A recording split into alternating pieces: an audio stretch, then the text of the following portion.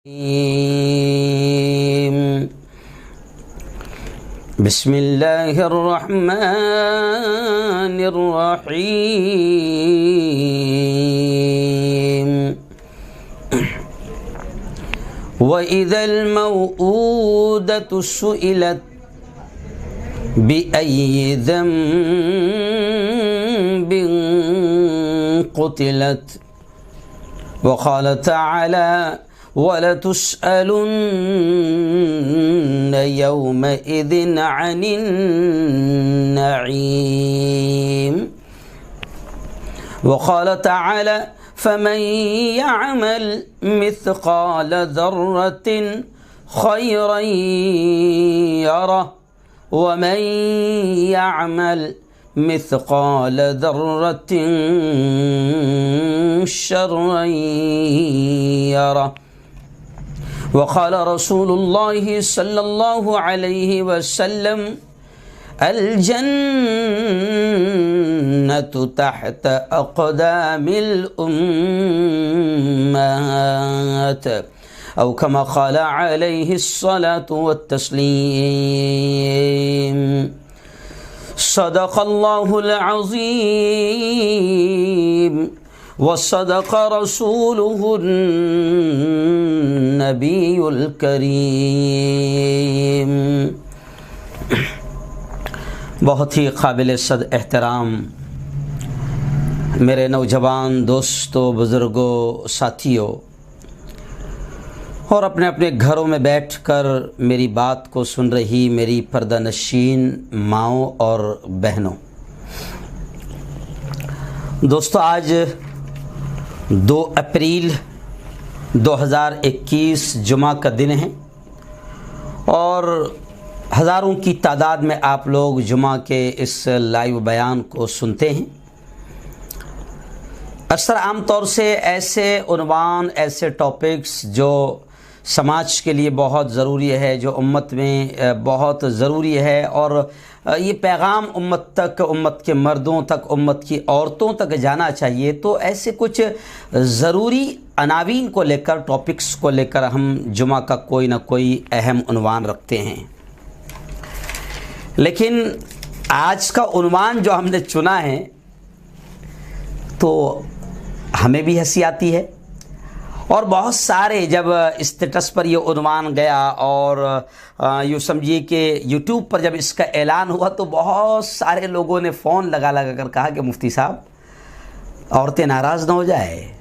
मैंने कहा भाई, औरतें नाराज़ नहीं होगी, इंशाल्लाह औरतें भी खुश होगी, जो उनकी ज़िंदगी में काम आने वाली बातें बताई जाएगी। दोस्तों, आज का उन्वान बहुत ही अहम है कि औरतें ही आज औरतों की दुश्मन बनी हुई है।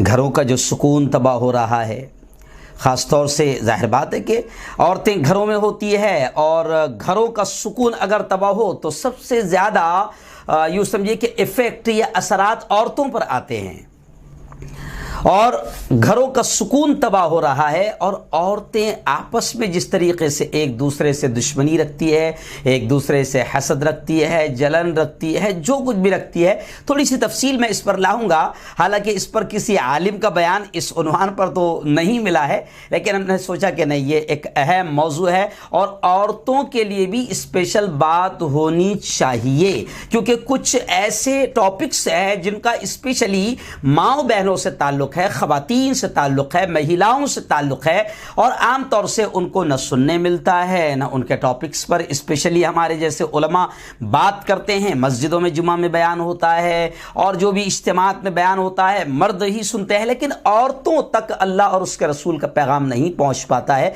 इसलिए मैं अक्सर हाफिज़ अब्दुल रहीम साहब को भी कहता हूँ कि अपनी मस्जिद में, या हर मस्जिद वाले को मैं ये कहता हूँ कि अपनी मस्जिद में जहाँ इमाम, ख़तीब, आलिम बयान करते हैं वहाँ से माइक का सिस्टम कुछ ऐसा छोड़ दिया करो, कुछ आजू बाजू मस्जिद के बंगलों में, घरों में, कि जहाँ पर बैठकर औरतें भी अल्लाह और उसके रसूल की बात को सुन सकें, क्योंकि अल्लाह ने औरतों का दिल बड़ा नरम बनाया है। और औरतें अगर असर लेती है, औरतों की ज़िंदगी बदलती है, तो फिर हमने ये भी सुना है कि माँ की गोद बच्चे का पहला मदरसा होता है। जब माँ बनेगी, जब औरत बनेगी, औरत के सामने अल्लाह और रसूल का पैगाम जाएगा, उसकी ज़िंदगी में नबी का तरीक़ा आएगा, नबी की ज़िंदगी को वो अपनाएगी, नबी की तालीमात को अपनाएगी, तो इंशाअल्लाहुल अज़ीज़ हमारा ये मानना है कि घर दुनिया में भी सुकून का ज़रिया बनेंगे। बल्कि एक जुमला और आगे बढ़कर कहता हूँ कि दुनिया में भी अल्लाह रब्बुल इज़्ज़त घरों को जन्नत निशान बनाएगा। सुकून होगा, अमन होगा, आफियत होगी, बरकतें होगी, एक दूसरे से मोहब्बत होगी, तो घर में सुकून आएगा। आज घरों का सुकून तबाह हो गया है। और आज मैं स्पेशली ये बात कह रहा हूं कि अक्सर घरों के सुकून, घरों की तबाही का जरिया बन रही है हमारी माएँ और बहनें, उनकी ज़बानें, उनकी आदात, उनके अतवार, कुछ उनकी ऐसी चीज़ें हैं जिसकी वजह से आज औरतों को ही औरतों से नुकसान पहुंच रहा है। इसलिए मैंने आज का उन्वान चुना है कि घरों का सुकून तबाह हो रहा है और औरतें ही औरतों की दुश्मन साबित हो रही है, या औरतें ही औरतों की दुश्मन हैं। जी हाँ, ये कहावत है कि औरत ही औरत की दुश्मन होती है। ये कहावत है, किसी अल्लाह वाले का मक़ौला नहीं है, ये कहावत है। लेकिन ये कहावत भी देखने को मिल रही है, इसके असरात भी देखने को मिल रहे हैं, इसलिए आज हम इस पर बात करेंगे। लेकिन ये भी एक हकीकत है हाफिज साहब कि जहां लोग कहते हैं कि औरतें ही औरतों की दुश्मन हैं या औरत ही औरत की दुश्मन है, तो मेरा ये मानना है कि ये भी एक सच्चाई है कि एक औरत ही एक औरत का दर्द समझ सकती है। जी हाँ, तो जाहिर बात है जब औरत ही औरत का दर्द समझेगी तो इंशाअल्लाह उसकी ज़ात से ये उम्मीद होगी कि वो नुकसान नहीं पहुंचाएगी। लेकिन कैसे नुकसान पहुंच रहा है, कैसे घर तबाह हो रहा है, आज हम इस पर बात करेंगे। तो सबसे पहले मेरी बहनों, मैं आज आपसे स्पेशली आपसे बात कर रहा हूं ख़वातीन इस्लाम से ही, सिर्फ ख़वातीन इस्लाम या सिर्फ मुसलमान औरतों से नहीं, बल्कि मैंने इस उन्वान को, आप हंसेंगे, जब किसी आलिम का बयान इस पर नहीं मिल रहा था तो मैंने बाकायदा कई औरतों से इंटरव्यू लिया कि बताओ भाई इस पर क्या है, तुम्हारे अंदर के झगड़े क्या है, स्पेशल झगड़े क्या है, क्या क्या चलता तुम्हारा, देवरानी का, जेठानी का, ननद का, सास का, बहू का। तो मैंने कई औरतों से पूछा, तो सबसे पहले तो अपनी घर से शुरू किया। तो उसने तो कहा मुझे कुछ ज़्यादा मालूम नहीं इसके बारे में। मैंने कहा कि तू अकेली मस्त रह रही ना, इसलिए तुझे कुछ मालूम नहीं, बाकी ननद के साथ में होती, सास के साथ में होती और घर की औरतों के साथ में होती तो पता रहता। फिर मैंने कई औरतों से, फिर मैंने, हमारे दोस्त हाफिज़ अब्दुल अदनान, मेरे यूँ समझिए कि शिष्य भी है, शागिर्द भी है, उससे कहा कि भाई तू तेरी औरत से पूछ यार, अंदर के झगड़े क्या होते हैं, तेरी अम्मी से पूछ। फिर मैंने और भी औरतों से पूछा, यहाँ तक कि हमारे गुज़िश्ता कल एक मैटर था जिसमें हमारी एक हिंदू महिला है, जैन है मेरा ख्याल, वो भावना मैडम, तो मैंने भावना मैडम से पूछा कि मैडम ज़रा कुछ स्पेशली अंदर के झगड़े बताओ ना, कैसे होते हैं तुम्हारे औरतों में, क्या क्या लफड़े होते हैं, किस वजह से औरत औरत की दुश्मन मानी जाती है, या किस वजह से औरत ही औरत को नुकसान पहुँचाती है। तो भावना मैडम ने भी बहुत अच्छी मुझे तफसीलात बताई, मैं उसको पेश करूँगा। लेकिन मेरी बहनों, सबसे पहले थोड़ा सा अल्लाह ने जो आपको मकाम दिया है, इस्लाम ने जो आपको मकाम दिया है, नबी ने जो औरत को मकाम दिया है, पहले थोड़ा सा वो आपके ताल्लुक से सुन लो।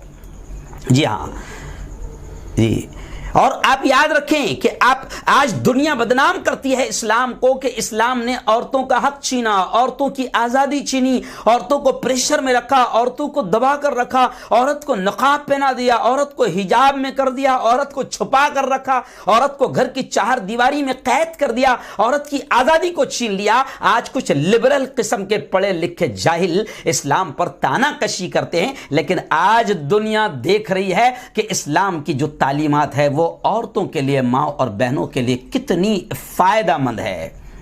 और मेरी बहनों, सबसे पहले तो एक जुमला सुन लो कि आज भी दुनिया में औरत को हकारत की निगाह से देखा जाता है। और बास समाजों में तो आपने देखा होगा कि जनाब शराब पी के आया है, मार रहा है, और बास लोग तो कहते हुए मैंने सुना है कि भाई औरत की हैसियत क्या है, एक लिबास की हैसियत है, जब चाहे बदलो, जितने चाहे बदलो, शर्म आती है जुमला कहते हुए। बाद लोगों को मैंने ये कहते हुए सुना कि औरत तो पैरों की जूती है, इसको सर पर नहीं चढ़ाना चाहिए।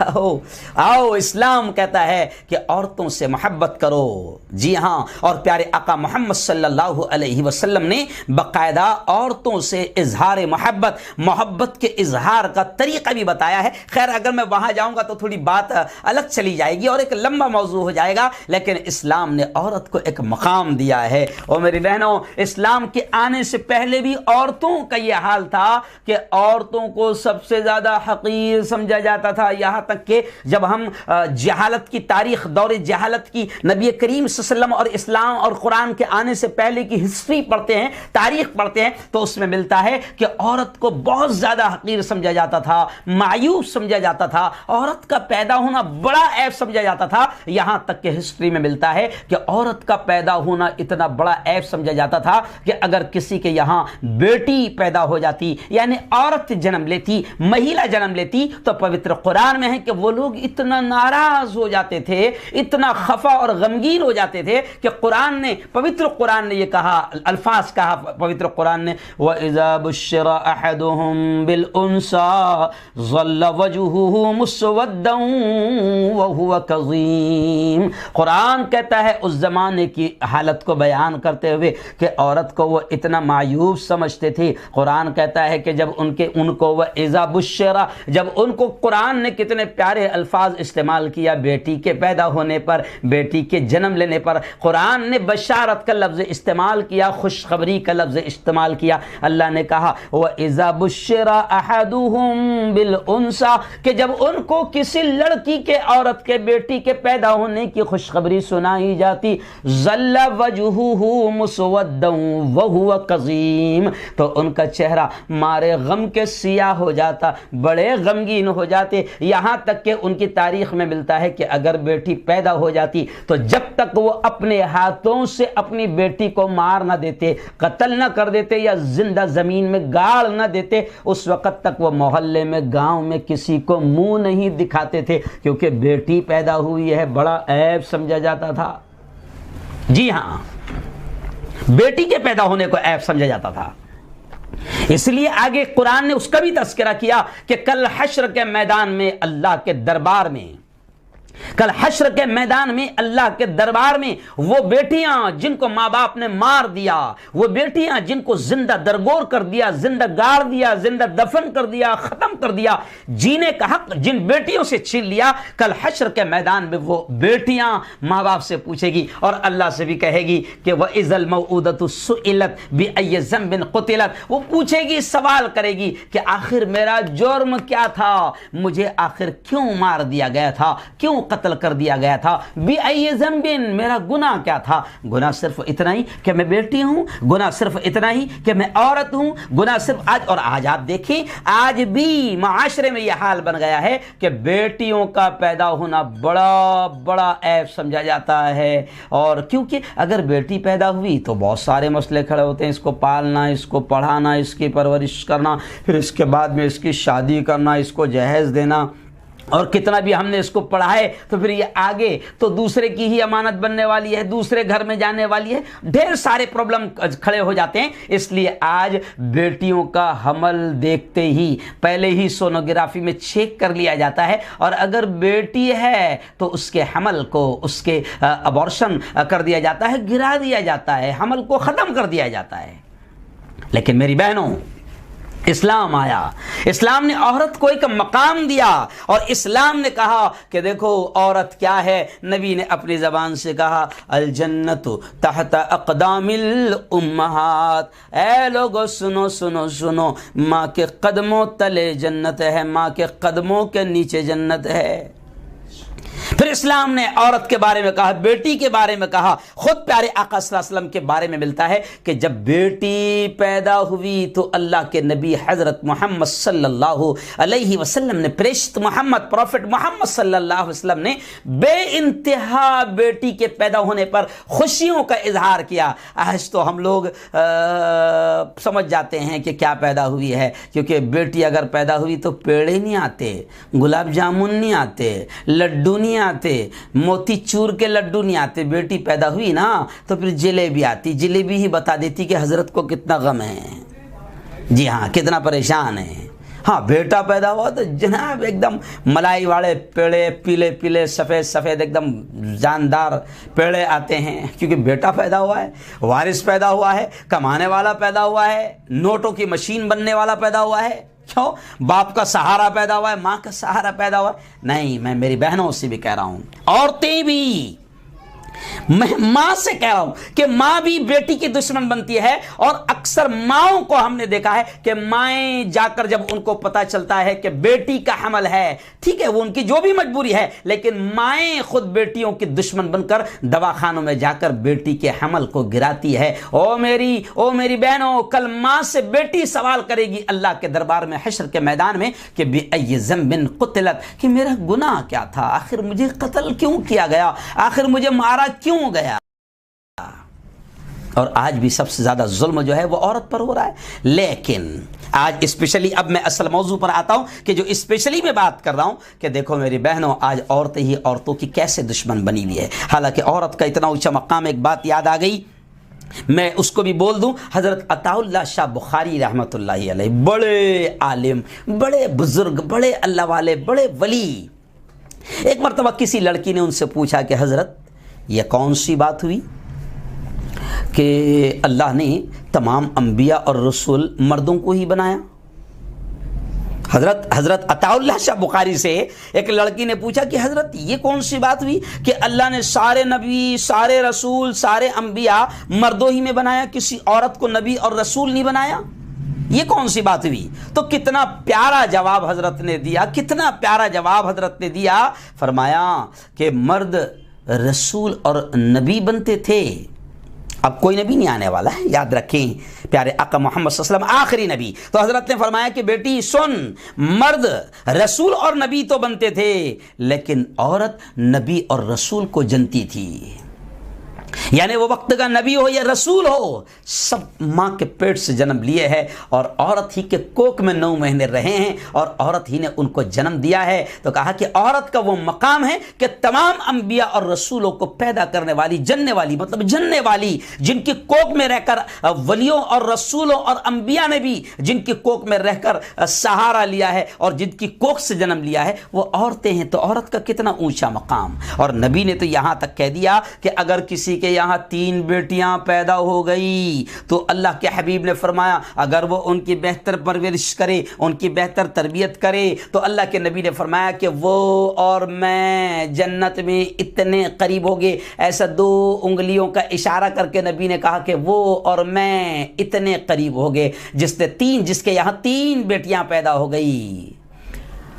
अब जाते जाते एक साहबी ने कहा कि हुजूर मेरी तो 2 ही बेटियां हैं, मेरा क्या मामला। तो उस साहबी को अल्लाह के नबी ने कहा कि हाँ, अगर किसी की 2 बेटियां भी है और उसने परवरिश किया, सब तरबियत किया, सही अंदाज में उसकी परवरिश किया, तो वो और मैं जन्नत में ऐसे करीब हो गए।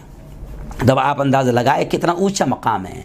बीवी है तो उसका कितना ऊंचा मकाम कि उसको ज़िंदगी का बेहतरीन साथी बनाया गया। बहन है तो उसका एक ऊंचा मकाम, यहाँ तक कि नबी की अहादीस में ये भी मिलता है कि बहन को पालने, किफ़ालत करने, परवरिश करने पर भी अल्लाह के हबीब ने कहा कि उसको अल्लाह जन्नत में दाखिल करेगा और वो मेरे ऐसे करीब रहेगा। यहाँ तक कि वाक़ई ये भी मिलता है कि एक सहाबी की 9 बहनें थी, 9 बहनें। तो वो सहाबी ने अपने जज्बात की भी कैसी कुर्बानी दी कि उन 9 बहनों की परवरिश और तरबियत के लिए, उनका ध्यान रखने के लिए उस सहाबी रसूल ने एक बूढ़ी औरत से शादी की।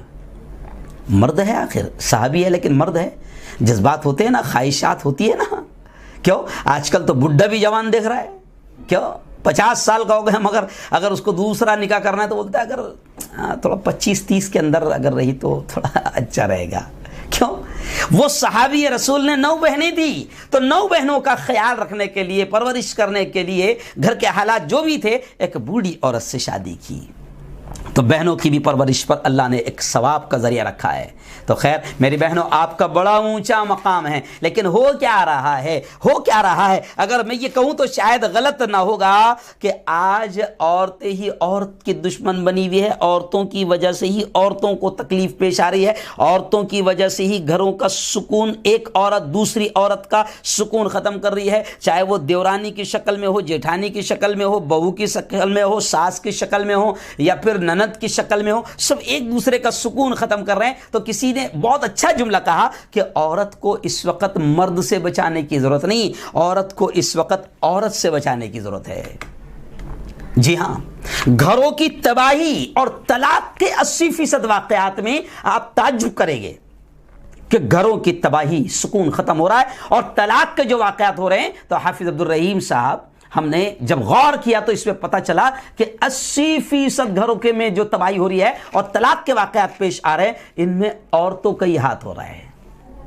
आपने अक्सर सुना होगा, औरतें एक जुमला कहती है कि मेरा शौहर बहुत अच्छा है मेरा शौहर बहुत अच्छा है, ससुरे का भी टेंशन नहीं, यानी मर्द का टेंशन ही नहीं उसको, ना ससुरे का टेंशन है ना शौहर का टेंशन। औरतें अक्सर ये कहती है मेरा शौहर माशाल्लाह बहुत अच्छा है, मोहब्बत करता है, ससुरे का भी टेंशन नहीं है, मसला मेरी सास का है, मसला मेरी ननद का है, या मसला जेठानी का है, या मसला देवरानी का है। मेरी बहनों, आज ये बयान हमने इसीलिए खास तौर से चुना है कि सास हो, बहू हो, या ननद हो, या देवरानी हो, या जेठानी हो, जब तक एक दूसरे का मकाम नहीं समझेंगे, एक दूसरे का एहतराम नहीं करेंगे, तो याद रखो औरत औरत औरत के हाथों ही जलील होती रहेगी, औरत औरत के हाथों ही परेशान होती रहेगी।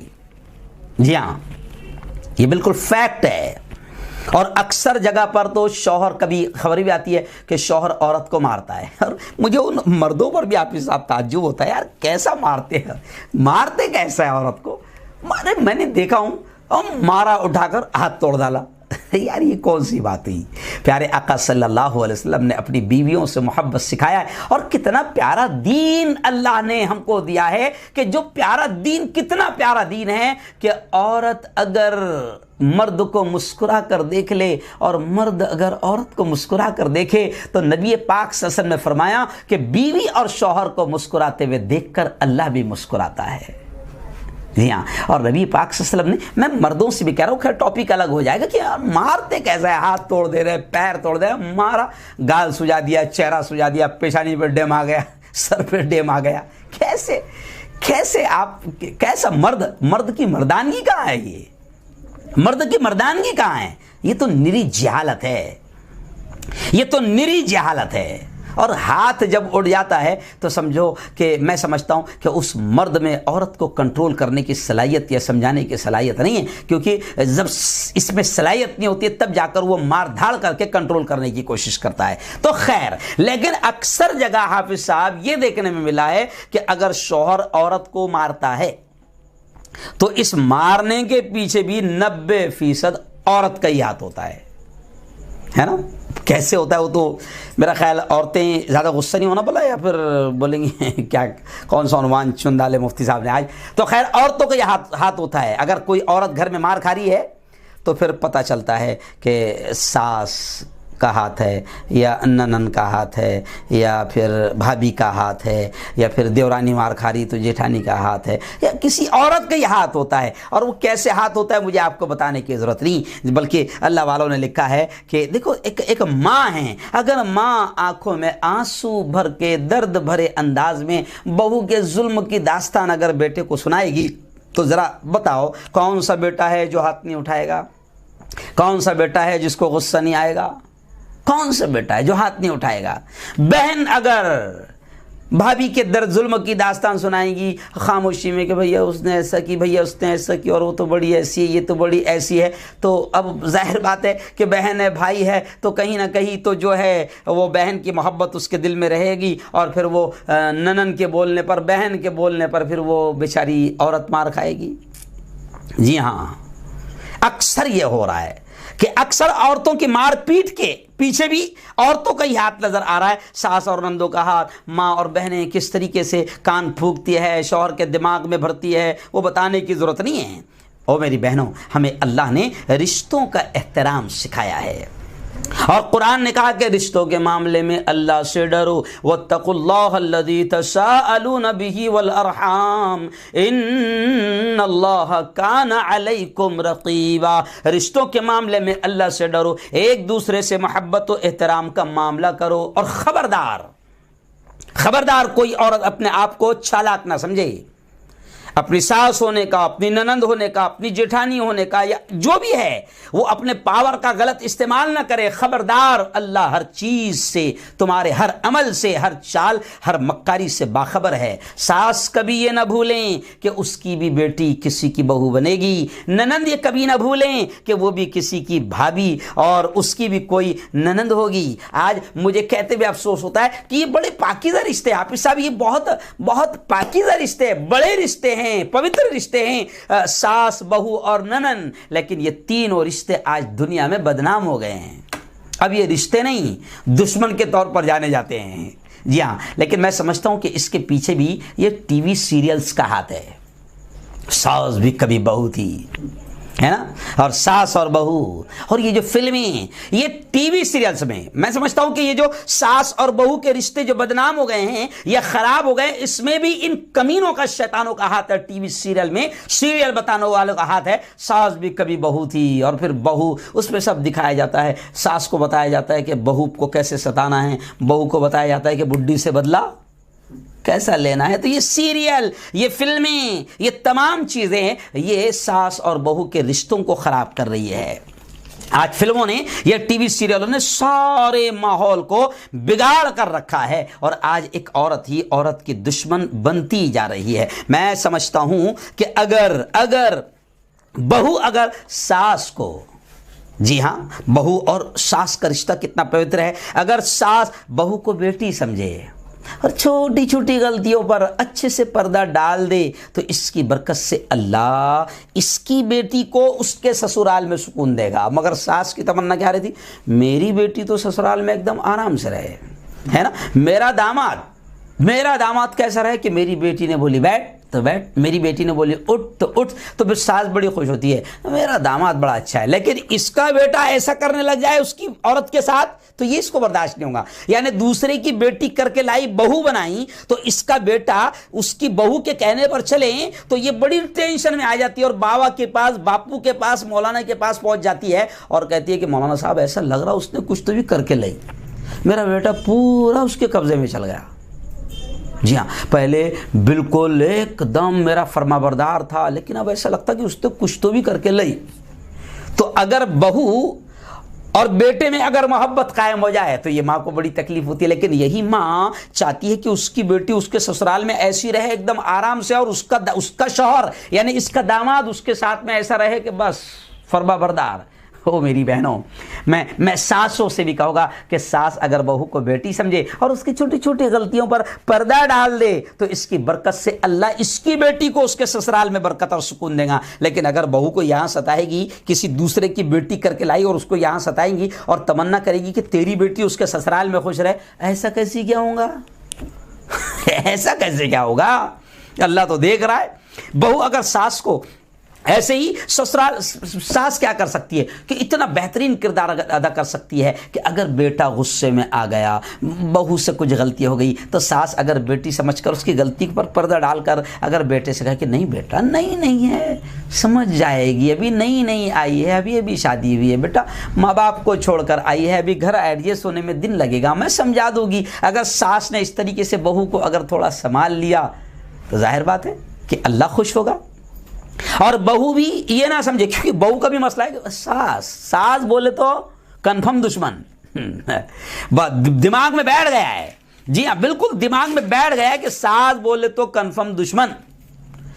अब बहू के दिमाग में बैठ गया है कि सास है ये, लेकिन बहू भी अगर उसको माँ का दर्जा दे, और जिस तरह अपना माँ की खिदमत करती थी, माँ के फर्माबरदार थी, माँ की मानती थी, माँ के इशारे पर काम करती थी, ऐसे ही सास को माँ की जगह बनाकर उसकी खिदमत करे, उसको दवाएं दे, अगर वक्त पड़े तो उसकी हर तरह से खिदमत करे, तो ऐटोमेटिक अल्लाह ताला घर में सुकून लाएगा। ननद ये सोचती कि बस मेरा तो हक है, अब हमने नौकरानी लाए हुए है, अब आज से पहले मैं झाड़ू मारा करती थी शाम में, अब खत्म, भाभी आ गई ना। पहले मैं बर्तन मांजती थी, अब खत्म, अब थोड़ी, अब तो शादी हो गई ना भैया की, नौकरानी आ गई ना, खादिमा आ गई ना। नौकरानी नहीं है वो, खादिमा नहीं है वो, पैरों की जूती नहीं है वो भी किसी की बेटी है। और आप भी ये चाहोगे कि आपके साथ अच्छा सलूक किया जाएगा, तो आप अगर किसी के साथ गलत सलूक करोगे तो फिर तो वो तो कहावत है, कमा तदीन तुदान, अरबी का मुहावरा है कि जैसा करोगे वैसा भरोगे। तो एक दूसरे का रिश्ता बड़ा कीमती है। खैर आइए मैं और एक अहम बात बता देता हूँ। मुझे तो लगा था कि मैं इस उन्वान पर थोड़ा बोल नहीं पाऊंगा और मैं बड़ा परेशान था इस उन्वान को लेकर, लेकिन इस उन्वान पर तो अल्लाह इसी जहन में बातें डालता जा रहा है कि अब तो वक्त ख़त्म हो रहा है लेकिन बात ख़त्म नहीं हो रही है। तो खैर आइए, मैंने जब एक हिंदू औरत से बात किया, मैंने कहा कि क्या स्पेशल आप लोगों में, ख़ास तौर से औरतों की दुश्मन किस वजह से होती है। तो भावना मैडम ने कहा कि मुफ्ती साहब ख़ास बात आपको बताऊं क्या। मैंने कहा बताओ भी, सुनना चाहता हूं। कहा कि औरतों में जो ख़ास तौर से जो चीज़ है जिसकी वजह से आज औरत की दुश्मन बनी हुई है, सबसे ख़तरनाक चीज़ उन्होंने कहा कि वो हसद का मादा है। हसद, जलन, ये मादा है। सबसे ज़्यादा नुकसान एक औरत को दूसरी औरत से इसी वजह से हो रहा है, हसद, जलन। हालांकि मर्दों में भी ये चीज़ होती है, लेकिन मर्दों के मुकाबले में औरतों में ये बहुत ज़्यादा होती है। मर्दों में हसद होता है, जलन होती है। हमारा भी बड़ा पेट दुखता, अगर कोई पड़ोस में अगर कोई तरक्की कर रहा, गाड़ा ले रहा वाला है, तो ऐसा थोड़ा सा पेट में मरोड़ होता है। मर्दों में भी रहती है ये चीज़, समझ रहे आप, लेकिन औरतों में बहुत ज़्यादा होती है। एक औरत दूसरी औरत से हसद में इतना आगे बढ़ जाती है कि जनाब बहन भी बहन की तरक्की से जल रही है। चचा बड़े बाप की बेटियां हैं, दोनों बहनें हैं, खाला की बेटियां हैं, बहनें हैं, या सगी बहनें भी कभी कभी बहन की तरक्की से जलती है। एक मर्द दूसरे मर्द को अच्छा मशवरा देने में हिचकिचाता नहीं, मशवरा अच्छा देता है, लेकिन औरत में इतना हसद जलन होता का मादा होता है कि एक बहन दूसरी बहन को आगे जाता देखने में दिक्कत महसूस करती है, इसको तकलीफ होती है। अगर कोई औरत ज़्यादा पढ़ना चाहती है, तो कुछ डिग्रियां हासिल करना चाहती है, XYZ तरक्की करना चाहती है, तो फौरन दूसरी औरत उससे कहेगी क्या फ़ायदा ज़्यादा पढ़कर, कोई फ़ायदा नहीं पढ़कर। औरत की किस्मत में चूल्हा फूकना है, घर में काम करना है। तो मैडम ने बताया कि ये मशवरा भी जो एक दूसरे को देती है ना औरत, तो इसमें भी हसद होता है, इसमें भी जलन होती है मेरी बहनों। अच्छा, घरों का मसला ये है कि देवरानी जेठानी से जल रही है, जेठानी देवरानी से जल रही है, ननद सास में हसद जलन है। घरों के अंदर जिंदगियों का सुकून ये हसद और जलन तबाह कर रहा है। मैंने अक्सर देखा कि देवरानी जेठानी में अगर दोनों में से, कभी कभी होता है कि दोनों में से किसी एक का शौहर थोड़ा सा ज़्यादा कमाने वाला होता है, तो दूसरी उसकी बराबरी करने में लग जाती है। फिर इसी को लेकर वो अपने शौहर से उलझती है कि देखो वो कितना कमा रहे हैं, वो कितना चला रहे हैं, बच्चों को कितना अच्छा पहना रहे हैं, खिला रहे हैं, पिला रहे हैं, उड़ा रहे हैं, ये ला रहे हैं, वो ला रहे हैं। अब ये औरत अपने शौहर को परेशान करने लगती है, क्योंकि दोनों में कंपटीशन चलने लगता है। जी हाँ, तो अब ये हसद और जलन, मामला ये होता है कि घरों में सुकून ख़त्म हो जाता है, जिंदगियां का तबाह होती है, घर तबाह होते हैं, यहाँ तक कि तलाक तक बातें पहुँच जाती है। हसद जलन इतना औरतों में कि चचा बड़े बाप की बेटियां हैं, रिश्ते में बहनें हैं, मगर एक दूसरे से जलन, कपड़ों में जलन, जी हाँ, रंग में भी जलन होता। देवरानी जेठानी बहनें उसका रंग थोड़ा सा साफ है तो उसमें भी जलन, फैशन में जलन, एक दूसरे को देखकर मुंह टेढ़ा करेंगी। यहां तक कि एक बहन दूसरी बहन का अच्छा ड्रेस है तो इसका मुंह देख के टेढ़ा हो जाएगा। चचा की लड़की का अच्छा ड्रेस है तो बड़े बाप की लड़की का मुंह टेढ़ा हो जाएगा। बड़े बाप की लड़की, बड़े बाप की लड़की ज़्यादा अच्छी दिख रही है तो चचा की लड़की का मुंह टेढ़ा हो जाएगा। यानी ड्रेस में जलन, यहाँ तक कि देवरानी और जेठानी में कलर में जलन, है ना। तो बड़ी अजीब चीज़ है। और शादी ब्याह में आपके साहब इसके नमूने बहुत देखने को मिलते हैं कि जैसे अगर चचा वाले बाप, खाला की लड़कियां और घर की औरतें सब, हालांकि सब करीबी रिश्तेदार है, लेकिन आमने सामने आए तो बस एक दूसरे का, अगर सामने वाली का ड्रेस अच्छा लगा तो इसका मूड खराब। या अच्छा, फिर बाद में हसद और जलन देखो कितना रहता है। अगर शादी खत्म होगी बाद में घर पे आके भी औरतें आपस में बातें करती है ना, कैसा लग रहा था मेरा ड्रेस, उसका तो एकदम मुंह उतर गया ना, मेरा ड्रेस देखकर एकदम उसका मुंह उतर गया। और फिर औरतें आपस में बातें करती, जेठानी देरानी, मेरी बेटी सबसे अच्छी लग रही थी और मेरी बेटी को देख कर तो सबके मुंह एकदम ये हो गए थे, सबके नाक न मुंह टेढ़े हो रहे थे। सब जल रहे थे। तो ये अजीब चीज है, बहन को बहन से जलन, देवरानी को जेठानी से जलन, है ना। किसी का घर अगर देवरानी या जेठानी या जो भी XYZ घर अगर अल्लाह ने उसको अच्छा दे दिया, बंगला दे दिया, गाड़ी दे दिया, सुख चैन दे दिया, तो एक दूसरे का बर्दाश्त नहीं हो रहा, किसी की ज्यादा खुशी बर्दाश्त नहीं हो रही, मुस्कुराता चेहरा, हंसता चेहरा बर्दाश्त नहीं हो रहा। ओ मेरी बहनों, हालांकि तो मर्दों में भी आदत होती है, तो मैंने अक्सर जुमा के बयान में मर्दों को से भी कहा कि देखो हसद जलन बड़ी बुरी चीज है। जी हाँ, प्यारे आका सल्लल्लाहु अलैहि वसल्लम ने फरमाया कि हसद जलन नेकियों को ऐसे खा जाती है जैसे आग सूखी लकड़ियों को खा जाती है। यानी मेरी बहनों समझो, अगर आपने रात रात भर नफलें पढ़ी, तहज्जुद पढ़ी, नमाजें पढ़ी, हज किया, उम्रा किया, सदका किया, खैरात किया, बहुत सारी नेकियां किया, लेकिन प्यारे आका सल्लल्लाहु अलैहि वसल्लम ने फरमाया कि अगर तुम्हारे दिल में हसद है, जलन है, तो फिर प्यारे नबी ने फरमाया कि वो हसद जलन नेकियों को ऐसे खत्म कर देती है जैसे आग सूखी लकड़ी को खत्म कर देती है, जलाकर राख कर देती है। और मेरी बहनों, नबी ने तो यहां तक सिखाया, हालांकि मर्दों के लिए भी पैगाम है, नबी ने तो यहां तक सिखाया कि किसी को अगर खुश देखो, हंसता देखो, मुस्कुराता देखो, यानी खुश देखो, तो नबी ने क्या कहा कि अगर किसी को खुश देखो तो दुआ दे दो। क्या दुआ दे दो? अज़हकल्लाहु सिन्नका, अल्लाह तुझे उम्र भर हंसता रखे, अल्लाह तुझे उम्र भर मुस्कुराता रखे, अल्लाह तुझे ज़िंदगी भर ऐसा ही खुश रखे। किसी को हंसता खुश देखो तो ये दुआ दे दो। हमारा तो मामला ये है कि अगर कोई हंस रहा, बहुत ही खुश दिख रहा है ना, थोड़ी सी सेटिंग लगाना पड़ेगी, ज़्यादा उड़ रहा है ना। ओ यार, ये तालीम मर्दों के लिए भी है। तो खैर मेरी बहनों, आखिर में बातें बताऊंगा, तो कई जगहों पर देखा जा रहा है कि औरतें ही औरतों के लिए तकलीफ का जरिया बन रही है, औरतें ही एक दूसरी औरतों की तरक्की में रुकावट का जरिया बन रही है। नहीं मेरी बहनों, अल्लाह के वास्ते, अल्लाह ने जिंदगी दिया है, घरों में सुकून लाओ, घरों में बरकतें आएगी, घरों में चैन आएगा। जी हाँ, अगर आप एक दूसरे से हसद और जलन छोड़ दोगे। जी, होना तो ये चाहिए कि अगर घरों का माहौल ऐसा होना चाहिए कि एक दूसरे से मोहब्बत और एहतराम के साथ, और ख़ास बात एक दूसरे की इज्जत करो, क्योंकि हर एक की एक इज्जत होती है। कोई ये ना समझे कि ये हमारे हाथ तले है, दबी हुई है, हमारी बहू है, तो हम इसको जो चाहे बोल दे, इसकी माँ की इज्जत उतार दे, इसके बाप की इज्जत उतार दे, इसकी इज्जत उतार दे, इसके ख़ानदान की इज्जत उतार दे। नहीं, इज्जत नफ्स हर शख्स की होती है, हर शख्स अपनी इज्जत चाहता है। बल्कि मैं तो ये कहूँगा आगे बढ़कर कि वो उसको आप सूखी रोटी खिलाओ, चटनी रोटी खिलाओ, लेकिन उसकी इज्जत से खिलवाड़ मत करो, क्योंकि हर शख्स की अल्लाह ने इज्जत रखी है। और कोई भी शख्स अक्सर घरों में जो झगड़े और तबाहियां होती है, वो इसी वजह से होती है कि औरतें जो है इस तरीके से अल्फाज कहती है कि दूसरी औरत की इज्जत उछलती है या उसके माँ बाप की इज्जत उछलती है, तो वो सब बर्दाश्त करती है, मगर ये बर्दाश्त नहीं कर पाती है, और फिर इसकी वजह से घरों में झगड़ा होता है, तबाही होती है, सुकून खत्म होता है। जी हाँ। अच्छा, मर्द तो बेचारा परेशान होता है। अब मर्द के बारे में तो जैसे मैं आपको बताऊं कि देखो, मर्द के बेचारे का ऐसा मामला है कि मर्द जो है वो रिश्ते निभाते निभाते मर जाता है। जी हाँ, रिश्ते निभाते निभाते।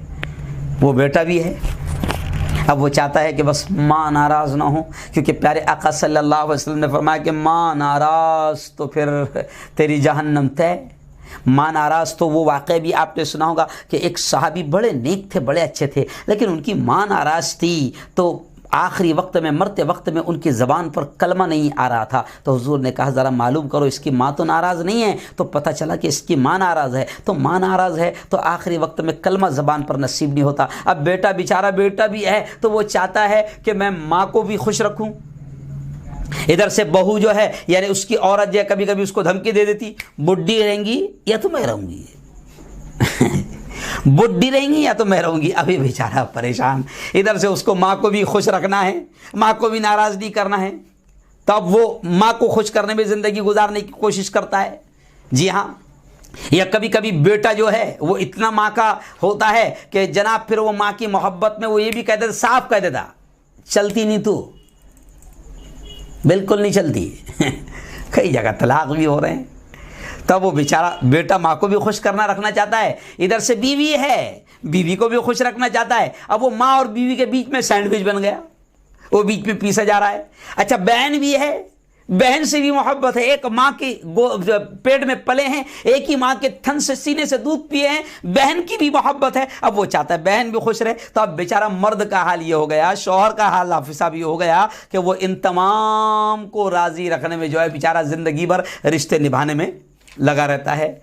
जी हाँ, तो खैर मेरी बहनों, आखिर में अब मैं आपको बात बताऊंगा कि अभी बहुत सारे जितने भी केसेस सामने आ रहे हैं, मुझे कहते हुए अच्छा नहीं लग रहा है, कि बहुत सारे केसेस और मामला जो आ रहे हैं, देखने को मिल रहा है कि बेटी का घर। देखो अब बहुत अहम बात बता रहा हूं, अक्सर बेटियों का घर। अब देखिए, अब आपको थोड़ा शौक लगेगा, ताज्जुब होगा।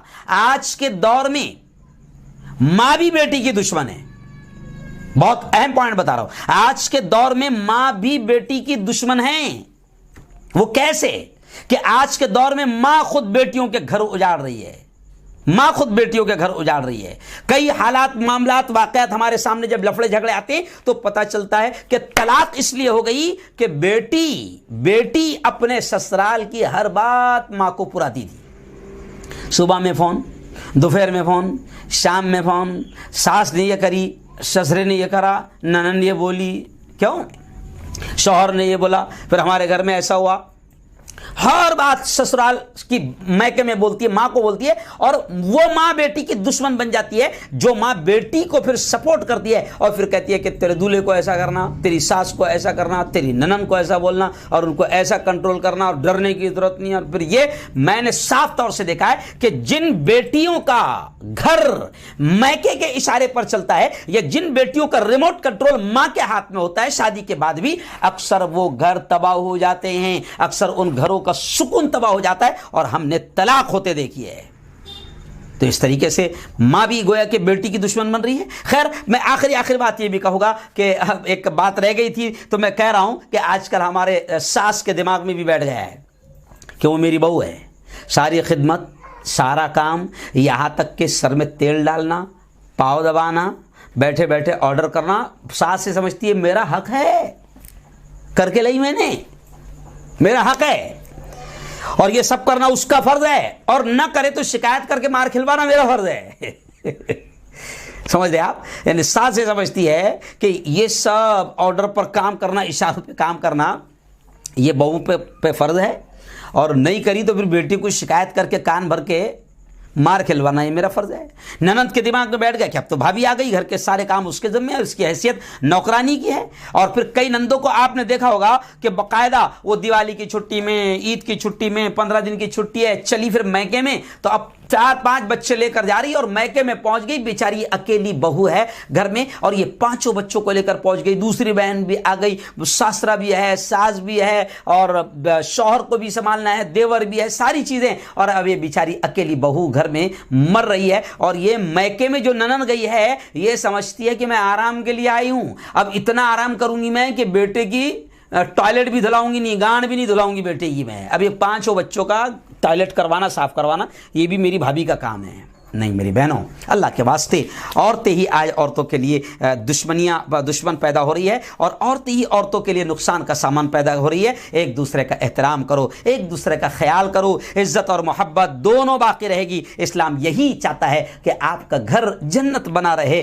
खुशियों से आपका घर आबाद हो, ये इस्लाम चाहता है। और आखिरी बात कहते हुए फिर मैं ये कहूँगा, जी हाँ, कि एक औरत ही दूसरी औरत का घर और कैसे तबाह कर रही है।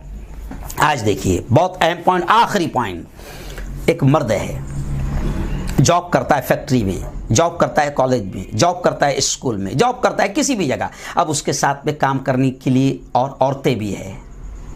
ये या यूँ समझिए कि वो जो क्या बोलते हैं उसको, हाफिज साहब, जो काउंटर पे काम करती है लड़कियाँ, ऑफिस का काउंटर या जो भी है, रिसेप्शन पे काम करती है, उनको कुछ तो भी अच्छा इंग्लिश का लफ्ज़ बोलते हैं, जो भी XYZ।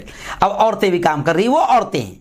अब यहाँ पर वो जो बेटियाँ है, मैं ये नहीं कह रहा हूँ, लेकिन देखिए कई घर तबाह कैसे हो रहे हैं। अब वो औरत, वो भी औरत है, अब वो जानती है कि जो मेरे साथ मर्द काम कर रहा है, आजकल फैक्ट्रियों में हाल ये हो गया, इधर भी औरत बैठी हुई, इधर भी औरत बैठी हुई है, सामने भी औरत बैठी हुई है, औरतों का मामला ऐसा हो गया, अब ये मर्द है, अब कोई औरत उसमें से उस मर्द को से अफेयर करती है, फंसाती है, हालांकि उसको मालूम है कि वो शादीशुदा मर्द है, उसके बच्चे हैं, उसका घर सुकून से चल रहा है। अब ये औरत इससे के साथ अफेयर करती है, फंसाती है, जो भी है, प्यार करती है, इश्क करती है, मोहब्बत का भूत है, जुनून है, जो भी XYZ, लेकिन अब एक औरत ही फिर दूसरी औरत के घर के तबाह करने का जरिया बनती है। तो औरतों को यह भी सोचना चाहिए कि मेरी वजह से किसी औरत का घर, किसी औरत की ज़िंदगी तो तबाह नहीं हो रही है। तो बहुत सारी चीज़ें हैं, आज बस जहन में आ गई थी, ये मैं कहता चला गया। अल्लाह से दुआ करता हूँ कि क्या मालूम कितना औरतों को ये बयान पसंद आया होगा, औरतें नाराज़ हुई होगी, जो भी हुई होगी, लेकिन बस ये बातें जहन में थी, अल्लाह ने डाल दिया, मैंने कह दिया। अल्लाह से दुआ करता हूँ कि अल्लाह ताला हम सबको समझने की तौफीक नसीब फरमाएँ। अल्लाहुम्मा अंतस्सलाम व मिनकस्सलाम तबारक रब्बना व तआलैत या ज़ल जलाली वल इकराम। अल्लाहुम्मा सल्लि अला सय्यिदिना व शफीइना व हबीबिना व मौलाना मुहम्मद व अला आलि सय्यिदिना व मौलाना मुहम्मद व बारिक व सल्लिम। मौला हम सब के तमाम गुनाहों को माफ़ फरमा, मेरे मौला हम सब की तमाम ख़ताओं को, तमाम लग़्ज़िशों को माफ़ फरमा। रब्बे दो जहाँ, रात के अंधेरे में, दिन के उजाले में, मेरे मौला जाने में अनजाने में जो कुछ भी छोटे बड़े गुनाह हुए हैं, महज़ अपने फ़ज़ल से, अपने करम से माफ़ फरमा। खुदाबंदा तेरी मोहब्बत, तेरा प्यार, तेरा इश्क़, तेरी दोस्ती हम सबको नसीब फरमा। रब्बे दो जहाँ, दुनिया में ज़िंदगी तूने दी है, घर बार तूने दिया है, बीवी बच्चे तूने दिया है, माँ बाप तूने दिया है, भाई बहन तूने दिया है।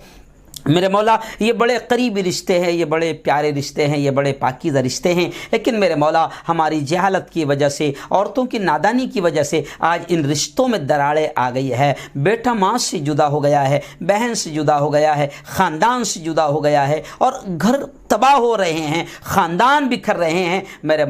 मेरे मौला इन रिश्तों की हिफाजत फरमा और तमाम रिश्तों को एक दूसरे का एहतराम करने की, एक दूसरे की इज़्ज़त करने की तौफ़ीक़ नसीब फरमा। मेरे मौला तेरे नबी ने वो तालीम दी है, तूने वो तालीम दी है। मेरे मौला इस्लाम के ज़रिए से हमें वो तालीमात मिली है कि अगर हम उसको समझें तो दुनिया में भी हम जन्नत का मज़ा हासिल कर सकते हैं, घरों में सुकून, अमन, चैन, आफ़ियत मिल सकती है। मगर हमारी जहालत ने, हमारी दुनियादारी ने, हमारी नादानी ने मेरे मौला घरों के सुकून को तबाह कर दिया है। ये आज का उन्वान बड़ा अहम था। मेरे मौला तमाम औरतों को, तमाम बहनों को, तमाम मर्दों को इसको समझकर ज़िंदगी का हिस्सा बनाने की और अमल करने की तौफ़ीक़ नसीब फरमा। मेरे मौला हम सबको तेरी मोहब्बत, तेरा इश्क़, तेरे नबी की मोहब्बत, तेरे नबी का इश्क़ नसीब फरमा। मेरे मौला ये ख़तरनाक वायरस और बीमारी आई हुई है, अगर ये साजिश है मेरे मौला, क्योंकि साजिश भी नज़र आ रही है, मेरे मौला अगर ये साजिश है तो इस साजिश को बेनकाब फरमा, और जो शैतान इस साजिश को रच रहे हैं उन शैतानों को भी बेनकाब फरमा।